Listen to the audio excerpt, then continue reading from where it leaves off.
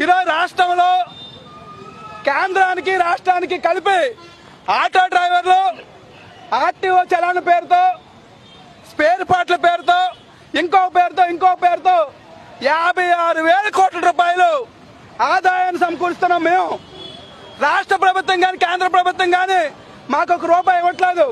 మేము డిగ్రీలు చదువుకొని ఉన్నత చదువులు చదువుకొని ఏ ఉద్యోగాలు లేకపోతే ఫైనాన్స్ తీసుకొని ఇలా బతుకుతా ఉన్నాం.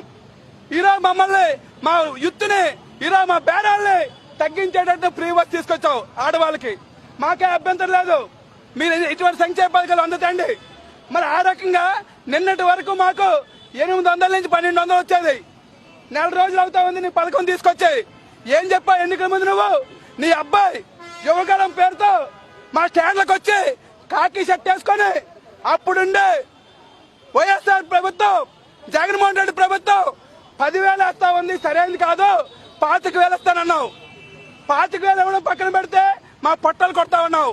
అందుకని ఇప్పటికైనా చెప్తా ఉన్నాం, ఎప్పటికైనా మాకు ఈ రోజు రాష్ట్ర వ్యాప్తంగా మేము నష్టపోతుంది. రోజుకు 400 పోతున్నాయి. ఆ రకంగా 30,000 కనీసం నష్టపరిహారం ఇవ్వాలని చెప్పేసి అడుగుతా ఉన్నాం. నువ్వు ఆల్రెడీ అంగీకరించావు, ఈ రోజు వరకు ప్రకటన చేయట్లేదు. ఎప్పటికైనా చెప్తేసుకుని ఈ రోజు రాష్ట్ర వ్యాప్తంగా అన్ని కలెక్టర్ ఆఫీసుల దగ్గర ధర్నా జరుగుతా ఉంది.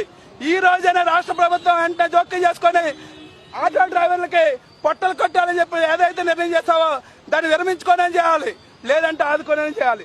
ఈ రెండు చేయకపోతే రేపు నుంచి ఏ ఎమ్మెల్యేని కూడా ఇంటి నుంచి కదలలేము, అడ్డుకుంటాం. అప్పటికీ పరిష్కారం చేయకపోతే ఆటోలన్నీ తీసుకొచ్చి రోడ్డు మీద పడతాం. అటువంటి పరిస్థితి తెచ్చుకోదని చెప్పేసి హెచ్చరిక చేయడానికి ఈ రోజు చలో కలెక్టర్ కార్యక్రమం.